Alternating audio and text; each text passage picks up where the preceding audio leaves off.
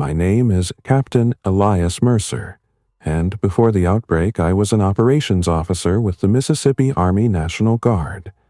I was not a movie version of a commander. I was not the man kicking doors or making speeches from the top of a vehicle.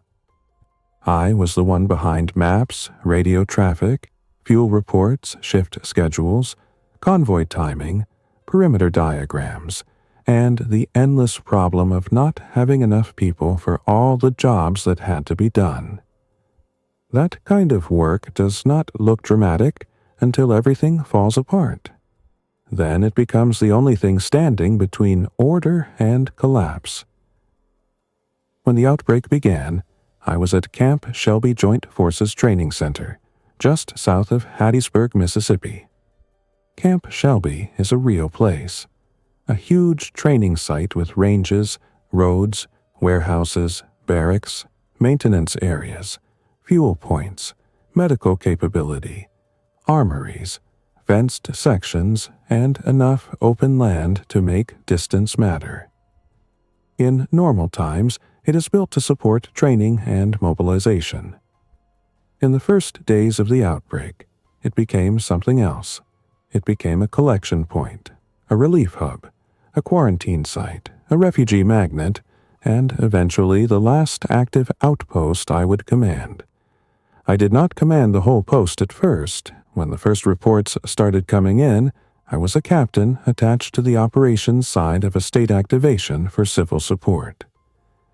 We had already been watching a fast-moving medical emergency spread across several counties.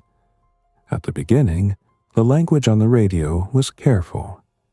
Aggressive patients, uncontrolled attacks, medical personnel overwhelmed, highway collisions triggered by panicked drivers, law enforcement requesting support at hospitals and intersections. Then the words changed. Bites, non-responsive to verbal commands, extreme violence, people rising after being declared dead. That was the first time I heard a sheriff's deputy say something over a secure line and leave the entire operations room silent. He said, "We have a subject that was down for at least 12 minutes. He stood back up. I need somebody to tell me what I am looking at." Nobody could tell him. The first 24 hours were spent pretending this was still a normal disaster. We activated transport, medical support, and traffic control. We opened receiving areas. We coordinated with county officials. Helicopters were grounded more often than not because air crews could not safely land in unsecured civilian zones. Roads north of us clogged, then partially opened, then clogged again as rumors outran facts. Every rumor created a new migration stream. Some people fled cities, some fled hospitals, some fled shelters because they thought shelters were infection traps. Others ran toward military installations because they thought the fence alone meant safety. By the second night, vehicles were stacking up outside gates that were never meant to process that many civilians. Camp Shelby still had functioning leadership then. The post commander, Colonel Avery Holcomb, was a steady man in his 50s who had the kind of voice that could calm a room without sounding emotional. He pulled us into a briefing after midnight and said what I think all of us had already figured out. This is no longer a support mission. This is a containment and survival mission. We are going to hold the installation. We are going to preserve critical staff. We are going to control access. We are going to maintain communications as long as possible. Anyone who cannot accept that reality is free to speak now. Nobody spoke. He split the post into essential zones: housing, medical, logistics, fuel, ammunition, water, communications, vehicle maintenance, gate control, quick reaction teams. He ordered every available forklift operator, heavy equipment mechanic, and engineer asset into a common task pool. Barricades started going up within an hour. We moved concrete barriers, cargo containers, and military trucks into choke points. We established inner and outer control lines. We cut non-essential lighting to preserve generator load and improve night observation. We restricted ammunition issue by weapon type and mission. We created casualty collection points well away from barracks. Every action after that had one purpose: keep the post alive one more day. At first, it worked. Camp Shelby had advantages most civilians never think about. We had controlled road approaches. We had large open areas with long lines of sight. We had chain-link fencing topped with wire in several sectors. We had water storage, field sanitation capability, generator support, bulk fuel, maintenance bays, and trained people who could stand a watch without losing discipline in the first 10 minutes.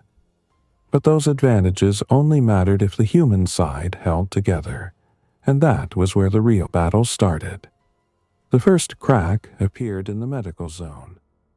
We had a group of civilians brought in from a pileup north of Hattiesburg. Several were in shock, 2 had obvious trauma, and 1 had deep bite injuries on the left forearm and neck. Nobody knew for certain what the bite meant yet.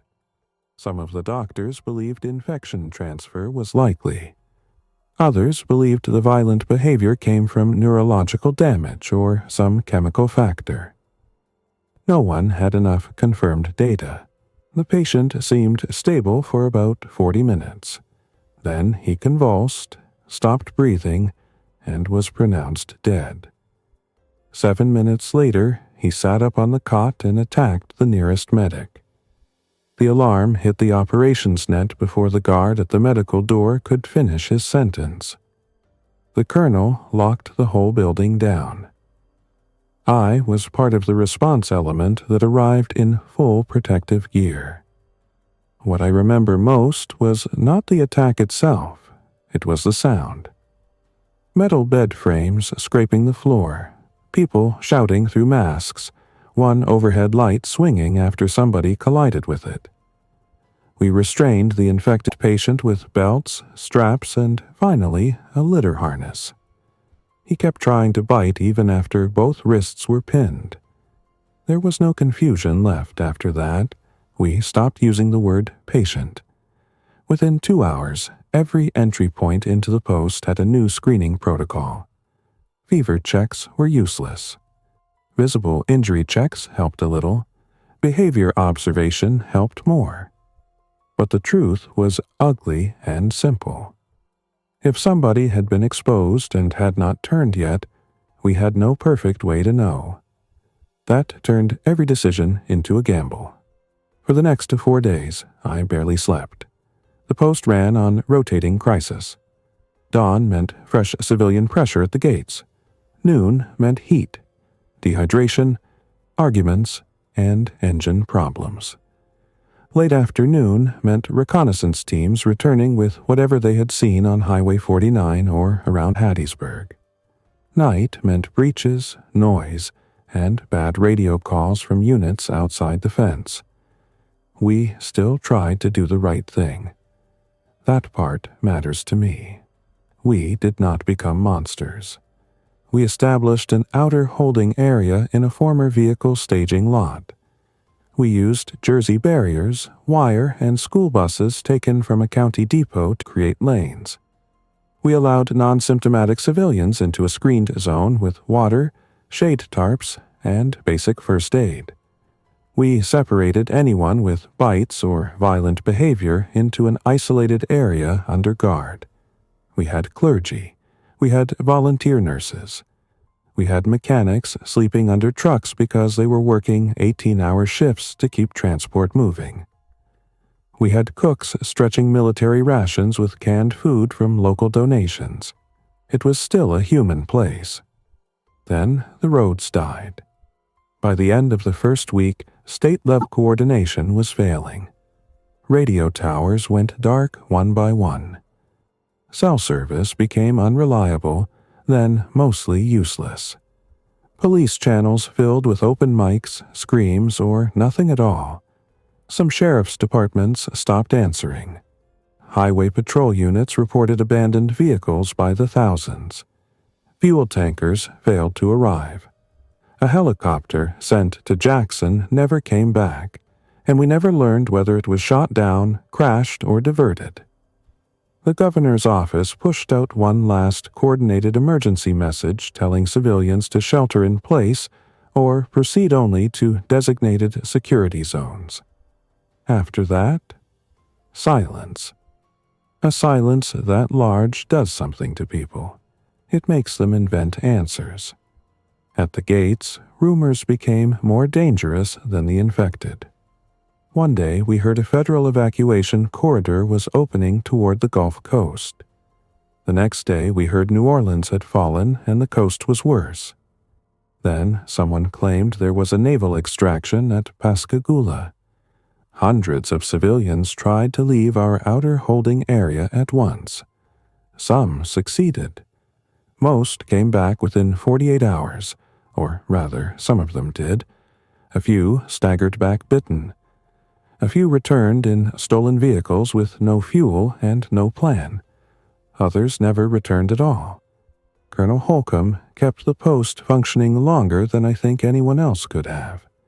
He was ruthless where he needed to be and humane where he still could be.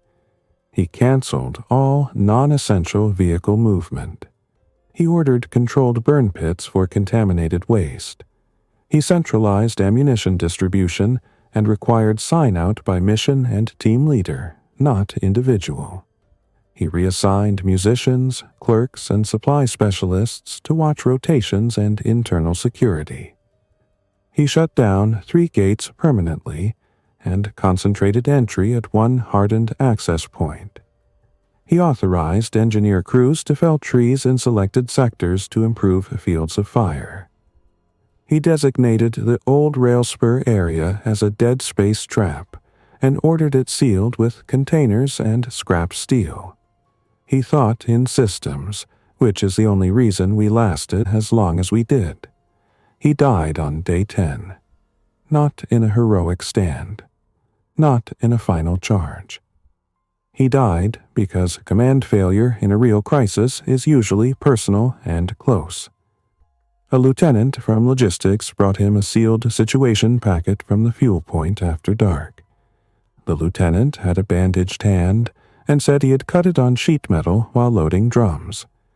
That explanation was accepted because everyone was tired and because the lieutenant had been known for years. He turned 30 minutes later during a command meeting. I was there. He lunged across the table before anyone understood what they were seeing. Colonel Holcomb took the hit on the shoulder and throat while trying to shove the operations sergeant backward. I remember chairs overturning, a map board hitting the wall, a pistol discharge that deafened everyone in the room, and then the colonel on the floor trying to talk through blood and telling us to lock the building down. There were 8 of us in that room when it happened. 5 walked out. The colonel was still conscious when the medic told me the wound pattern was not survivable in any normal sense even before infection. He looked at me for a long second, then at the operations board through the open doorway. He knew what was coming. He said, "You know the layout. You know the people. Do not try to save everything." Those were the last clear words he gave me. By sunrise, as senior surviving operations officer on site and the one with the clearest control of the radio net, I was the acting commander. I wish I could say I rose to the moment immediately. I did not. I spent the first hour trying not to think about the fact that the man who had been carrying the entire post was dead in a containment room 40 yards from where I stood. Then, the gate sergeant called in that civilians were pushing the outer barriers again. The fuel section reported one of the tank pumps was down. The medical officer reported another turn in isolation. The South Fence Watch reported movement in the tree line. There is a point where grief has to wait because logistics are louder than emotion. That was the point. I called the first command briefing at 6:15 in the morning in what had been a classroom building near the operations center. I had maybe 20 people who mattered in that room.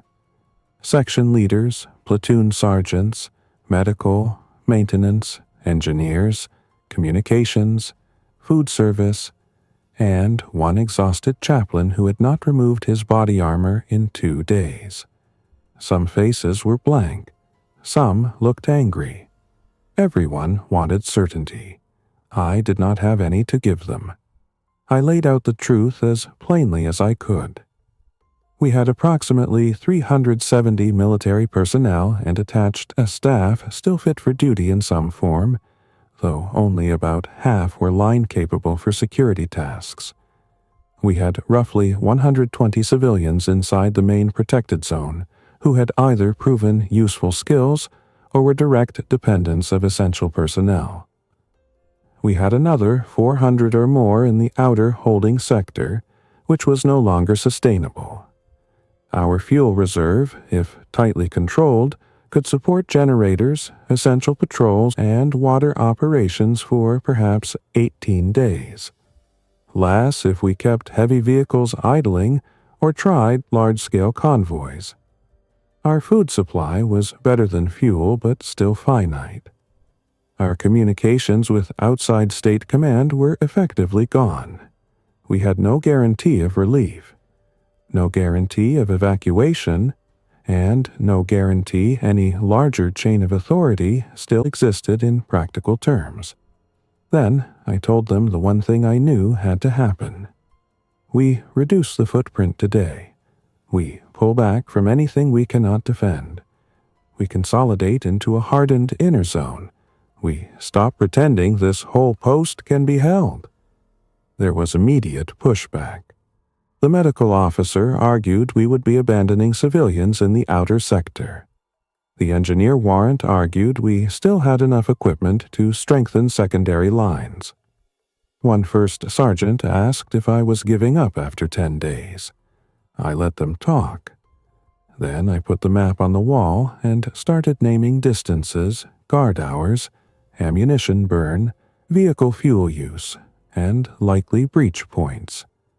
I walked them through the math. If we kept defending the outer holding area, we would lose manpower faster than we could replace it. If we tried to save every civilian at the fence, we would eventually lose the core functions that had kept anyone alive at all. Water, power, medical isolation, communications, maintenance, and ammo control had to come first. Everything else came second. Silence came back to the room after that. By noon, the order was in effect. We established what I called the Red Line, a smaller defended zone anchored on the operations building. A medical block, 2 barracks, a warehouse, the motor pool maintenance bay, 1 fuel point, a water distribution site, and the communications section. Engineers used loaders and wreckers to drag disabled trucks across roads. Containers were stacked at key intersections. We laid concertina wire in layered belts where vehicles could not easily pass. Marksmen were assigned elevated positions on reinforced roofs with strict fire discipline.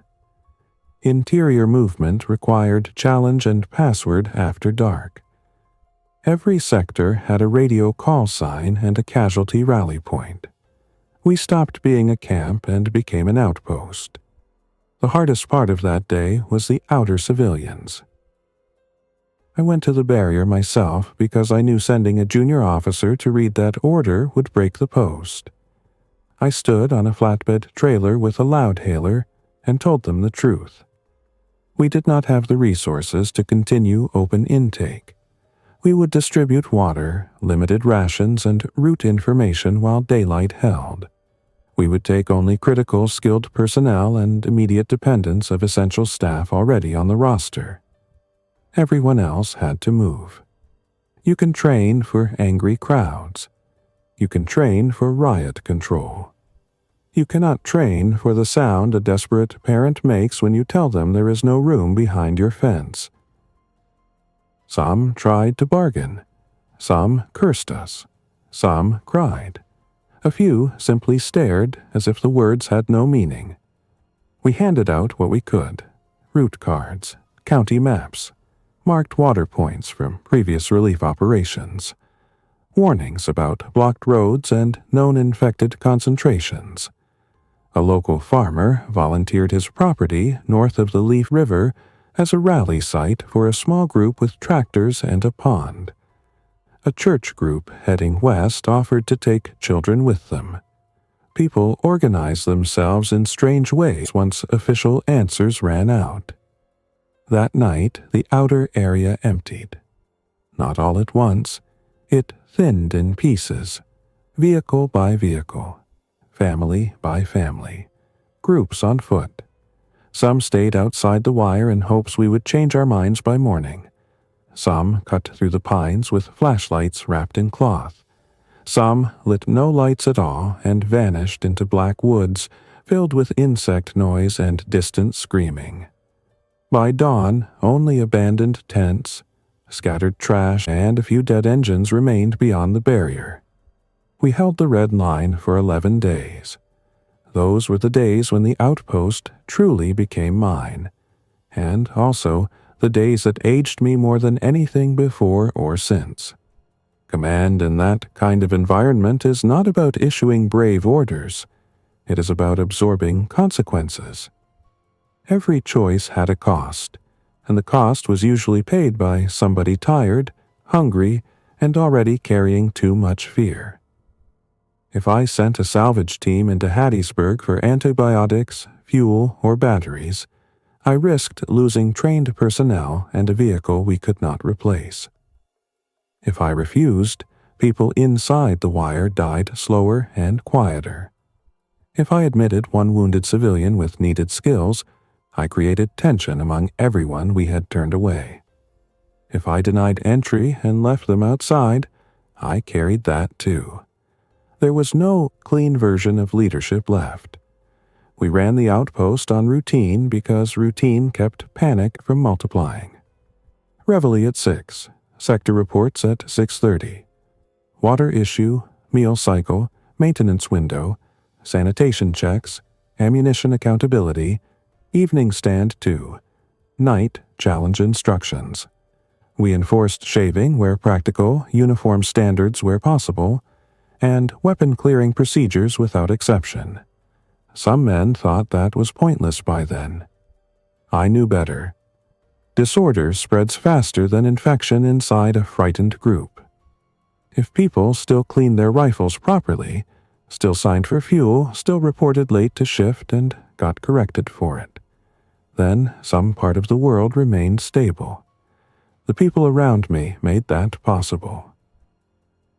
Sergeant First Class Dana Ruiz became my perimeter chief in practice, though her formal role had started in transportation. She had run convoy security in the Middle East years earlier and understood fields of view, choke points, dead ground, and the reality that frightened soldiers fire badly unless somebody stronger than their fear is standing beside them. Ruiz was short, broad-shouldered, and never wasted a word. She carried an M4 carbine with iron sights after her optic cracked during the first week, and she trusted those sights more than most people trust their families. When a guard started to panic on night watch, Ruiz did not yell. She stood next to him until he steadied. When somebody shirked, she cut them in half with a look. The perimeter stayed solid because she lived on it. Chief Warrant Officer Malcolm Vance ran maintenance and, by extension, every mechanical miracle that kept us breathing.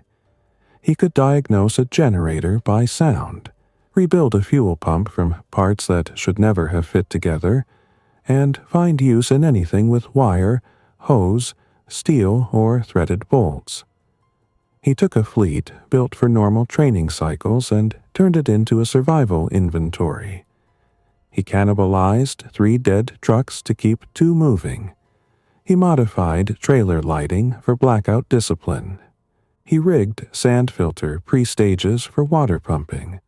He even built a manual alarm system using trip lines, hung metal scrap and old vehicle brake drums in wooded approaches where electronics were unreliable.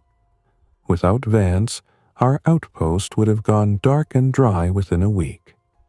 Dr. Lena Park was a civilian infectious disease physician from Hattiesburg who had been visiting family when the outbreak hit. She got inside our wire during the early intake phase and immediately made herself indispensable. She did not waste time pretending she had all the answers. She observed, recorded, tested what could be tested, and built protocols around what we actually knew. Bite exposure carried the highest conversion risk. Death from almost any cause was suspect unless the brain had been catastrophically destroyed. Saliva and blood contact mattered. Protective barriers mattered. Isolation mattered. She reorganized our medical block into clean lanes and contaminated lanes, created donning and removal procedures for improvised protective gear, and trained everyone from cooks to mechanics how not to contaminate themselves while handling casualties. She saved lives not with miracles, but with discipline. Then there was Staff Sergeant Owen Bell from Communications. Bell looked like a man who should have been teaching math in high school, not patching together a dead state radio network, but he kept our ears open longer than anyone expected. He scrounged antennas, batteries, coax cable, connectors, and spare handsets from every storage room on the post. He raised range using mast sections from a training yard and turned one of our roofs into a small forest of improvised signal gear. Some days all we got was static and broken call signs. Other days we caught fragments from as far as Mobile, Meridian, or somewhere west that might have been Louisiana. It was Bell who first heard the phrase active outpost used by another survivor group. We latched onto it because language matters. It meant we were not just hiding, we were still operating. Every day, the infected changed our calculations.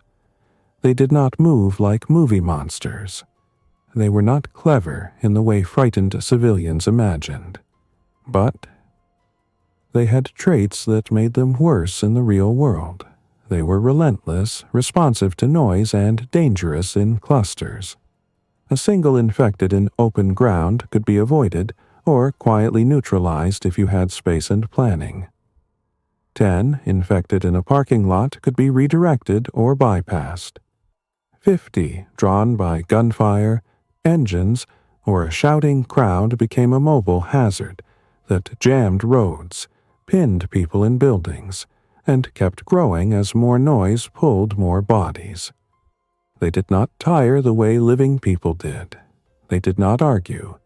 They did not care about weather or morale. In the South Mississippi heat, many degraded physically over time, but that did not make them harmless.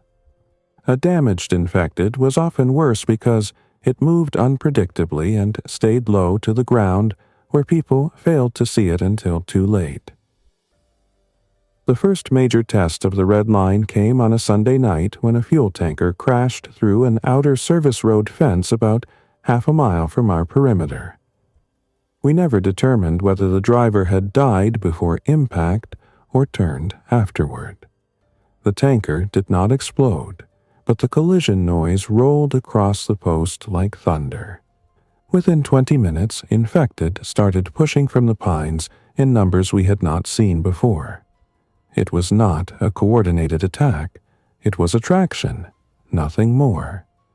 But attraction in sufficient numbers becomes siege. Ruiz reported pressure building at Sector South, where the tree line narrowed and old fencing met a drainage ditch. The ditch was our weak point.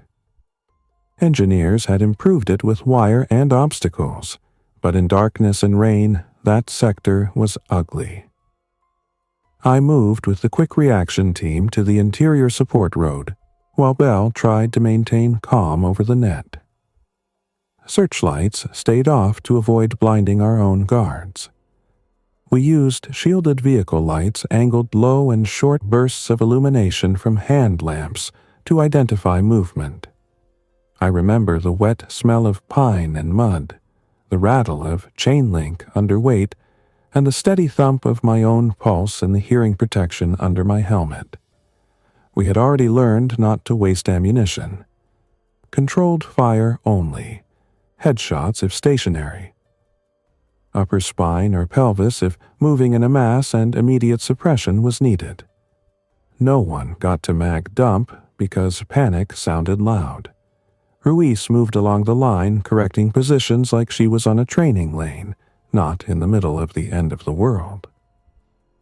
Vance brought up a wrecker truck and used its boom and weight to reinforce the sagging fence panel while rounds cracked over the ditch. One private froze when an infected climbed halfway over a bent post. Ruiz physically shoved him aside, fired once, and then put him back on the line before he could collapse into shame. The breach never fully opened, but the pressure lasted until dawn. By first light, the ditch was full of bodies and debris. The outer fence leaned like old wire on a farm boundary, and every man and woman in that sector looked 20 years older. We had 2 minor bite exposures through torn gloves during body-clearing operations and 1 broken wrist from a fall. No fatalities. In our world, that counted as a victory.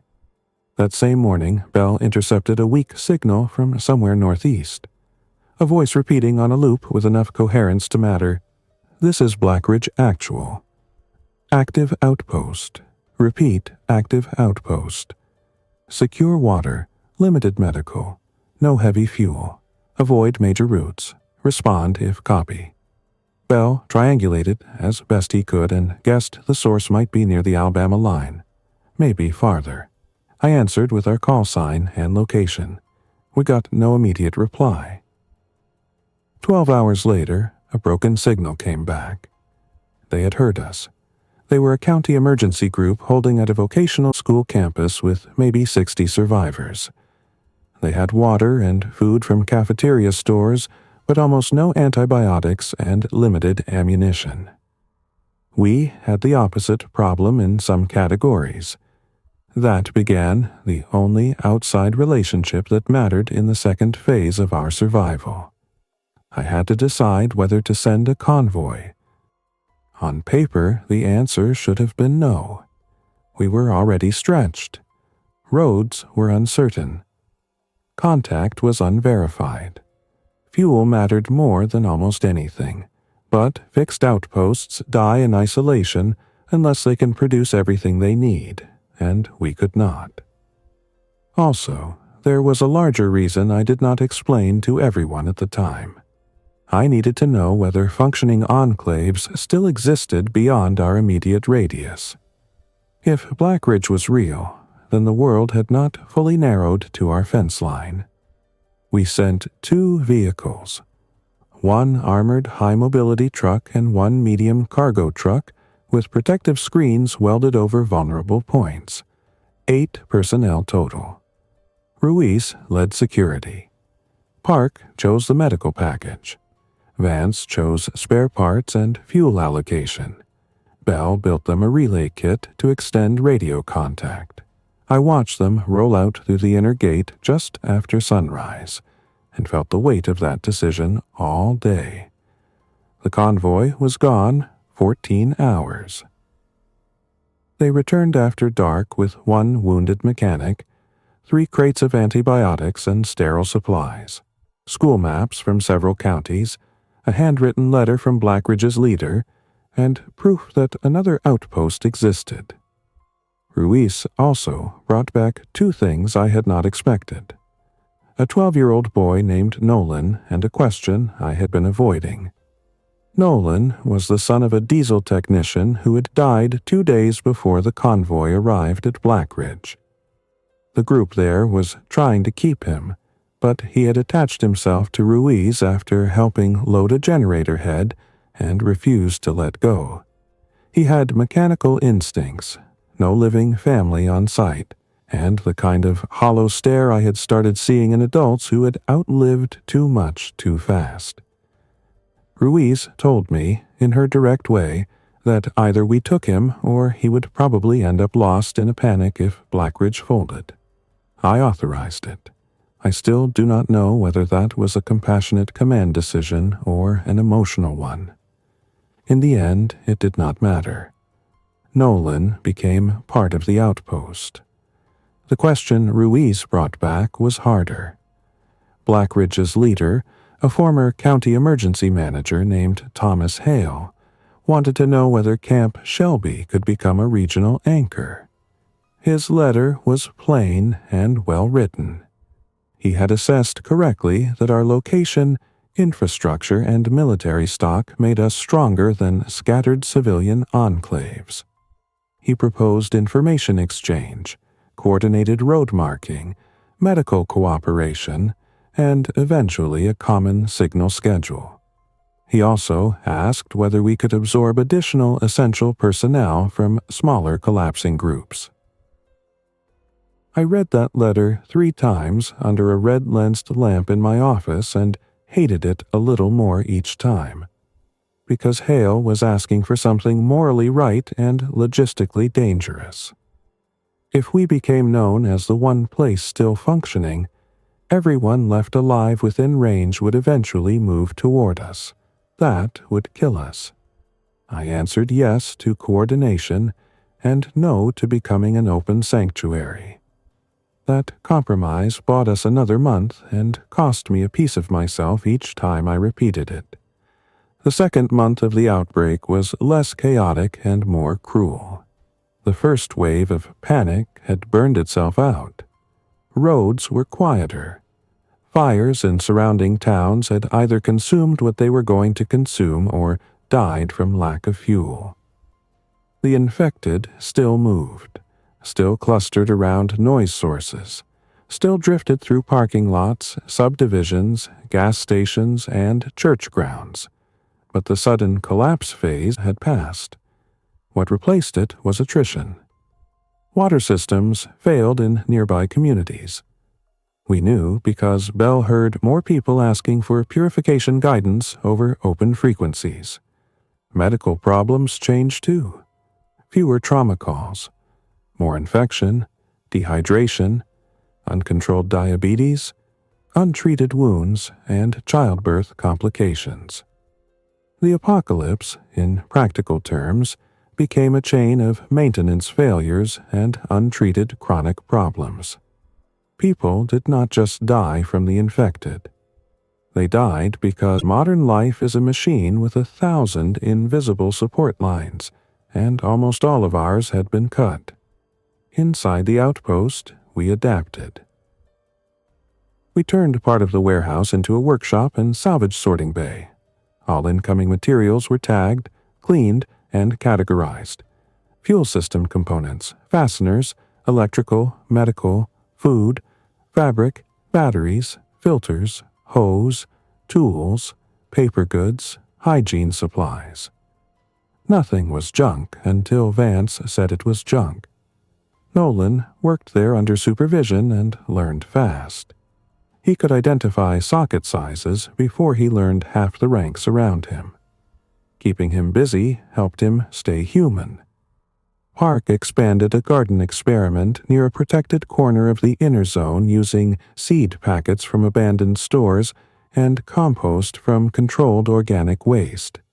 It was not enough to feed everyone, but it mattered psychologically. The first green shoots inside that hard perimeter changed the mood more than any speech I ever gave. We also trapped rainwater from selected roofs into storage bladders after improving filtration. Vance rigged pedal-powered charging stations for radios and lights using training bikes and salvaged alternator components. Bell scheduled regular signal windows with Blackridge and 2 smaller survivor clusters we later identified near Laurel and west of Macomb. For a while, we stopped shrinking and started functioning. That was when the human threat returned. The first armed group tested us from the North Service approach. They came in 3 pickup trucks with mixed weapons, no discipline, and enough confidence to be dangerous. Their spokesman claimed to be part of a regional security coalition. He asked for fuel, ammunition, and access to our medical supplies in exchange for future cooperation. His eyes kept drifting past me toward our fences and vehicles as he spoke. He was measuring, not negotiating. I met them outside the outer obstacle belt with Ruiz, 2 marksmen overhead, and a machine gun team hidden where they could not see it. I wore body armor and sidearm, but kept my rifle slung. Sometimes looking less aggressive makes the other side make a mistake faster. He did. He asked how many people I had inside.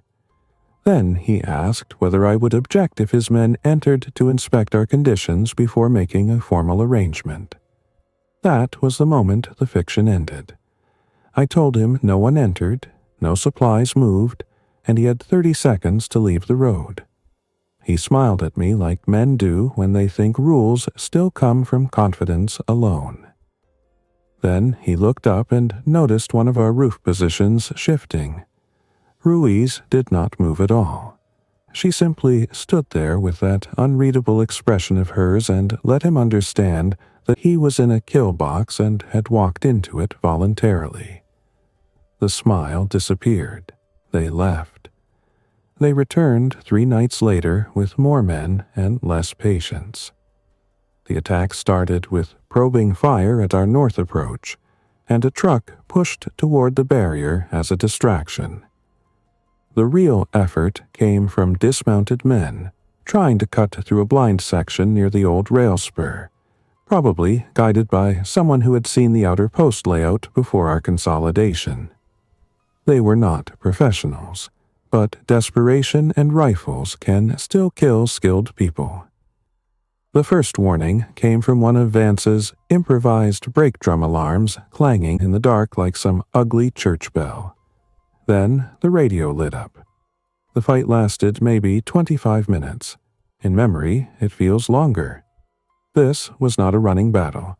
It was angles, cover, radio calls, and muzzle flashes in rain mist. Our people had range cards, prepared sectors, and overlapping observation. Their group had momentum and surprise for about 90 seconds, then confusion. One of their trucks hit layered wire and stalled. Another reversed into a ditch trying to turn under fire. I ordered illumination only once, briefly, to expose movement near the rail spur. That single flare showed me enough. 6 or 7 figures, low to the ground by the cut fence, one trying to drag another backward, one aiming toward our roof positions from behind a concrete culvert. They pulled back before dawn. We found blood trails, dropped equipment, a damaged rifle, bolt cutters, and 2 dead men beyond the wire. We also lost Private Mason Klein, age 21, shot through the upper chest while repositioning ammunition at Sector North. He had been with us since day 1. He liked bad instant coffee and called everybody sir even when they told him not to. I wrote the incident summary myself because I could not bring myself to delegate his name to a clerk entry. Mason's death changed the mood more than any infected breach had. People know how to hate monsters that no longer speak. It is harder when the thing trying to kill you is still fully human and making choices. After that attack, I made the decision to push our security further outward in intelligence rather than footprint. Bell coordinated signal traps and listening windows. Ruiz built small observation hides beyond the immediate perimeter using teams that could move quietly and stay concealed. We marked danger zones on county maps for friendly groups and circulated recognition signals to reduce the chance of blue-on-blue incidents. We were no longer simply surviving inside the fence. We were shaping the area around it as best we could. Then autumn came, and with it the storm that nearly ended us. The weather forecast system was long dead, but old habits survived in local knowledge and sky reading. Vance smelled the pressure change before Bell confirmed a broad weather warning from a distant frequency. Heavy rain, strong winds, probable flooding in low areas.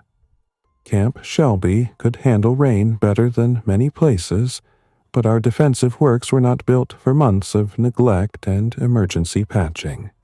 The drainage ditch at Sector South worried me most. If runoff overwhelmed it, debris and water pressure could compromise the fence again. We spent a day reinforcing. Sandbags, pumps, drain clearing, secondary barriers, vehicle relocation to high ground, waterproofing critical stores. It still was not enough. The storm hit at night with a violence that erased distance. Rain hammered roofs so hard radio traffic had to be repeated twice. Wind bent trees until branches snapped like rifle fire. One communications mast came down. Generator 2 tripped offline when water got into a compromised connection. The south ditch overflowed exactly where we feared it would. Fence posts tilted, wire sagged, and floodwater pushed debris against the obstacle belts. Then the infected came, drawn perhaps by generator noise, perhaps by sheer movement along Haraduk on flooded roads, perhaps by nothing more than bad luck. Sector South and Sector East reported simultaneous pressure. I moved between them in a tracked utility vehicle, because ordinary trucks were starting to bog down in mud. Ruiz was already at South, soaked through and directing engineers to anchor a container into a cross angle that would block the washed-out section if the fence failed. Vance was at the power shed trying to keep Generator 2 alive with a flashlight in his teeth and water running around his boots. Bell lost one relay, then another, and fell back to handheld nets and runners for several minutes that felt like another century. We did not win that night by force of arms. We won it by labor. Soldiers with shovels and tow straps. Mechanics in chest-deep water, guiding chains onto buried axle points.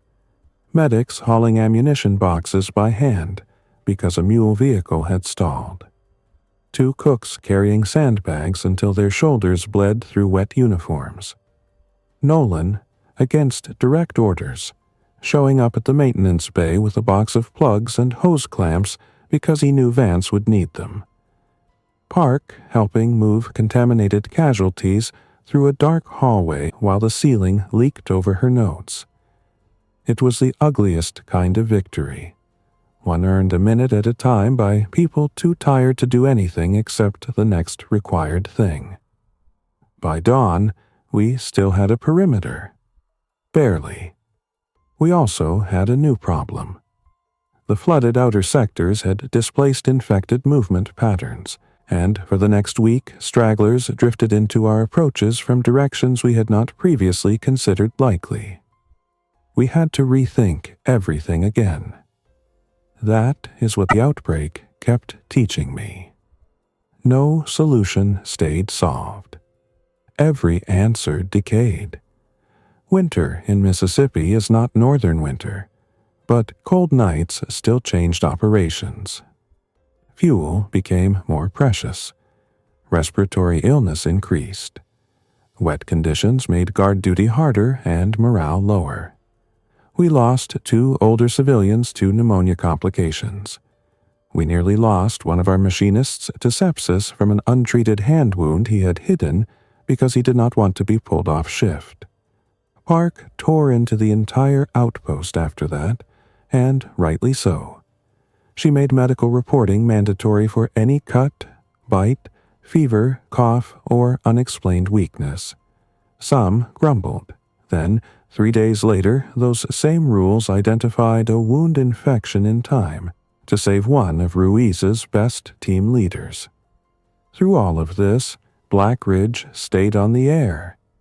Thomas Hale and I became something close to friends despite meeting only twice in person over the first 6 months. He was older than me, from county emergency management, with no military background, and none of the ego some elected officials carry into disaster work. He understood spreadsheets, school buses, volunteer burnout, water treatment, and human behavior. He and I traded ideas as much as supplies. He taught me how they rotated community labor to prevent collapse among non-combat survivors. I taught him how to simplify perimeter reporting and ammunition control. He once told me the hardest part of leadership was that everyone thinks they want honesty until honesty tells them no. I told him the hardest part was knowing when no was the only humane answer left. We were probably both right. The turning point for our outpost came in the spring. Bell intercepted a stronger, clearer signal than anything we had heard in months. It came on a frequency nobody local had used, and carried proper radio discipline, authentication challenge, and enough procedural language to suggest organized survivors with serious communications knowledge. The origin was uncertain at first, but after 2 days of cautious exchange we identified the source as a surviving military-led maritime coordination group operating near the Gulf Coast, with intermittent support from Coast Guard elements and a patchwork of state and federal remnants. They were not coming to rescue everyone. They made that clear immediately. They had limited lift, limited fuel, limited medical capacity, and were prioritizing coastal corridor stabilization, navigation safety, and recovery of critical personnel. But they were real. For the first time since the outbreak began, I had verified contact with something larger than a county enclave. The message that mattered most was simple. Maintain defensible inland nodes. Preserve technical staff. Map viable road corridors, and prepare to support phased consolidation if sustained operations became possible. In other words, hold. I took that message to the outpost at evening formation. We did not do many formal formations anymore, but this needed to be said face to face. Everyone stood in the maintenance yard because it was one of the few spaces that could hold us all inside the wire. Some wore mixed gear by then. Some had old uniforms faded nearly white in places. A few civilians stood among us because in truth there was no clean line between military and civilian survival anymore. We were just the outpost. I told them we were not abandoned. I did not promise rescue. I did not promise quick relief. I did not promise the country would look the same again. I said that organized elements still existed, that our reports had meaning, that our maps and signal schedules and fuel discipline and daily watches were not just stubborn habits inside a dying fence. We were part of a chain, however thin. We were still in the fight.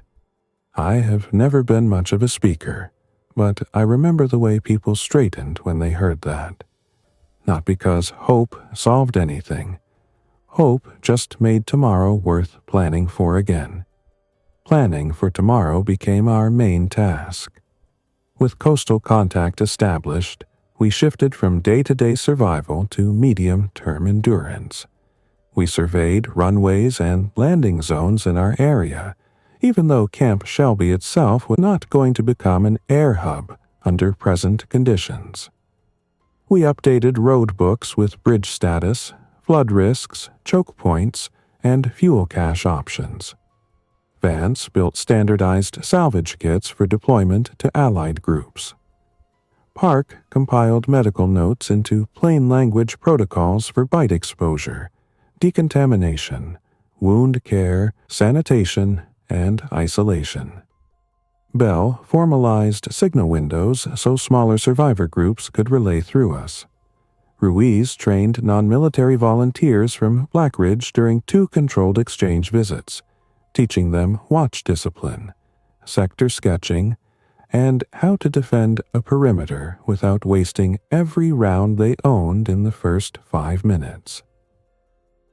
The outpost stopped feeling like the last light in a dead region and started feeling like the center of a hard, imperfect network. That did not mean we stopped losing people. Thomas Hale died in late spring when a salvage team from Blackridge hit a blocked county road and had to dismount in bad terrain. He took a bite to the calf, pulling a teacher out of a school bus. He got his people back, locked himself in isolation, and spent his last hours sending logistics notes because that was the kind of man he was. His deputy radioed me the next morning with a voice so steady it sounded unreal. I sat alone after that call for maybe 2 minutes, then went back to work because the fuel report was waiting. That is what grief became. A small room you entered briefly between tasks. Nolan lost the distant, watchful look in his eyes around the same time. Not because the world improved, but because children adapt in ways that sometimes break your heart. He started laughing again in the workshop, started asking questions about engines that had nothing to do with fear. One evening, I found him and Vance arguing over whether a stripped bolt could be saved with a thread insert from a damaged pump housing. They both looked up at me like I was interrupting serious business. I remember thinking that this, more than fences or rifles, might be the actual sign we were surviving. In the summer, almost a year after the outbreak began, I finally left the outpost for more than a single day. The coastal group wanted an inland coordination meeting at a secured port support area near Gulfport. They needed representatives from functioning nodes who understood local conditions. Ruiz argued that I should not go because command continuity mattered. Bell argued the opposite because signal traffic suggested this was the first real chance to influence larger planning. Park told me that if I stayed behind every fence forever, I would eventually stop understanding the world beyond it. That decided it. I traveled with a small convoy under strict route discipline. What I saw on the road has never fully left me.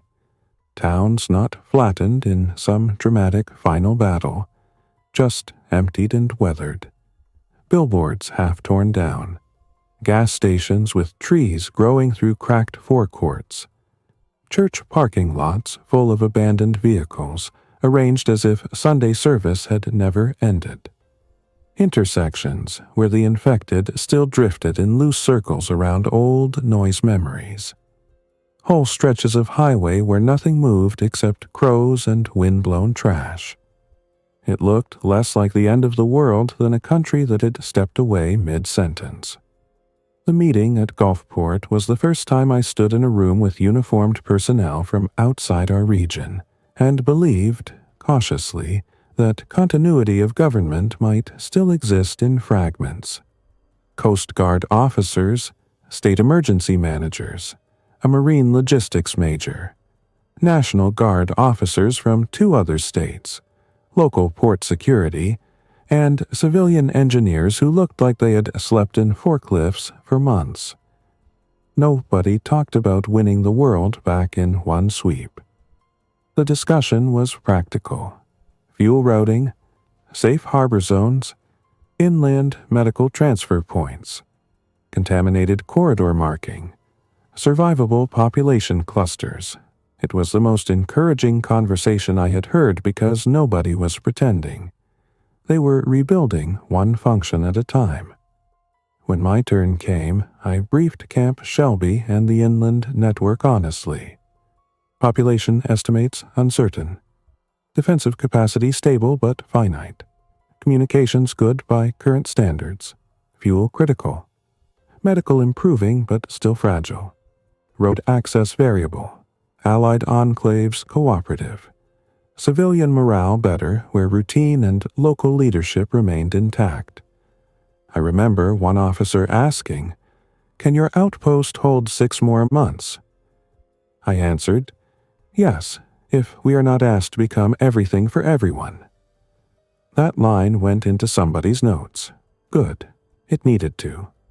I came back to Camp Shelby with spare radios, printed coordination codes, limited medicine, and something harder to measure. Legitimacy. Not the legal kind, the human kind. Proof that our suffering had connected to a larger effort. Proof that the maps on my wall mattered outside my office. Years have passed since then. I am telling this story from a rebuilt room inside a structure that used to be a briefing space on the same post. The outpost is no longer the last active one, at least not by any current map. There are other nodes now, some military, some civilian, some mixed. Trade happens carefully. Convoys run on schedules. Radio nets are stable enough that silence no longer means immediate disaster. Children born after the outbreak have started school in converted buildings under armed watch and patched roofs. We still clear infected from road corridors. We still lose people. We still mark some regions as no-go zones, because the cost of reclaiming them is too high for now. This is not a victory speech. It is a record. When people ask what it was like to command the last active outpost, I tell them the title is misleading. I was never really commanding the last anything. I was commanding a place that thought it might be the last because it could not yet hear the others. That difference matters. What also matters is this. Survival was not decided by one battle, one wall, one heroic stand, or one leader with a hard face and a rifle. It was decided by fuel math, watch shifts, wound cleaning, drainage ditches, radio discipline, inventory tags, spare filters, map updates, and the ability of exhausted people to keep doing necessary work after every reason to quit had already arrived. I remember Colonel Holcomb telling me not to try to save everything. At the time, I heard it as a tactical instruction. Later, I understood it as something bigger. No commander, no doctor, no mechanic, no survivor could hold the whole broken world at once. All we could do was hold our section honestly and keep it connected to the next section, and then the next one after that. That is how the outpost lived. That is how I lived. I can still picture the red line map from those first weeks. Thick marker on laminated board. Sectors named in block letters, ammo points, water points, casualty routes, guard towers, dead ground, fuel cache. It looked small even then. A few buildings and barriers in a sea of uncertainty. But inside that small space, people kept standards. They kept watch. They fixed engines. They treated fevers. They taught a boy how to rebuild a pump. They buried their dead with what dignity they could manage. They answered the radio. They refused to let collapse become identity. That is command, if the word means anything to me now. Not power, not rank. Responsibility under conditions where excuses are abundant and still useless. The first year after the outbreak stripped away every illusion I had about preparedness. We had plans for storms, riots, hazardous spills, civil unrest, transport accidents, and mass casualty events. We did not have a plan for the dead rising and the living tearing themselves apart around that fact. Yet, pieces of all those old plans still mattered. Accountability mattered. Security layers mattered. Water mattered. Maintenance mattered. Chain of command mattered until chain of trust had to replace it. Training did not save us neatly, but it gave us structure long enough for adaptation to begin. People also ask whether I regret closing the gates. Yes, I regret every person I could not let in. I regret reading route cards to families who wanted shelter and giving them directions instead. I regret every triage decision, every delayed convoy, every time I prioritized fuel over comfort or perimeter over mercy. Some nights I still see faces from outside the barrier and wake up already tired. But regret is not the same as believing the decisions were wrong. If we had opened the wire to everyone, Camp Shelby would have collapsed in the first month. Disease, panic, infiltration, fuel exhaustion, sanitation failure, and internal violence would have killed the core. Then the few hundred who depended on that core would have died too, and the road network that later formed around us would have had one less anchor. Leadership sometimes means choosing the smaller tragedy because the larger one is waiting behind it. That truth is ugly. It is still true. Keep Holcomb's old field notebook in my desk. The cover is water-stained and the pages smell faintly of mildew and oil. Most of it is ordinary staff work. Call signs, checklists, vehicle counts, 2 pages of notes on perimeter lighting, a reminder to review generator load and request more spare filters. Near the back, on a page he wrote during the first week, there is a line in his handwriting. Stability is a supply item. I did not understand how accurate that was until the world broke. Stability can be issued, protected, damaged, lost, rebuilt, and shared. At the Outpost, stability became our most precious stock. There were moments, of course, that felt larger than logistics. The first time we heard children playing in the inner yard again. The first time a convoy returned with seeds instead of just ammunition or antibiotics. The first night, Bell ran a radio check with 3 separate inland groups, and all 3 answered. The day Ruiz finally took 12 uninterrupted hours off and admitted she was tired enough to sleep on concrete. The morning Vance got an old generator head to synchronize cleanly with our main line after weeks of failure, and everybody in the bay started clapping like idiots. The evening park handed me a basket with 6 tomatoes from the protected garden, and said with complete seriousness that I was not to waste them on anybody who would just swallow them without noticing. Those moments were not dramatic in the old sense. They were better. They were proof that life had started making room for itself inside survival. I never remarried after the outbreak. My wife, Mara, died in Jackson during the first collapse week.